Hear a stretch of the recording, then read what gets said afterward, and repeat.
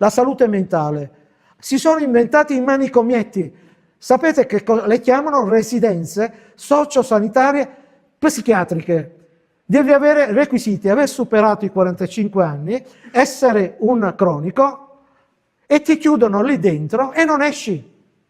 E non esci, è il manicomio. Così la stessa cosa sulla neuropsichiatria infantile. Lo dico io, incavolandomi, perché ho seguito un minorenne autistico ricoverato per 6 mesi nella psichiatria dell'ospedale di Chioggia, perché non riuscivano a metterlo in una struttura adeguata, perché mancavano le neuropsichiatrie individuate dalle schede ospedaliere del 2019.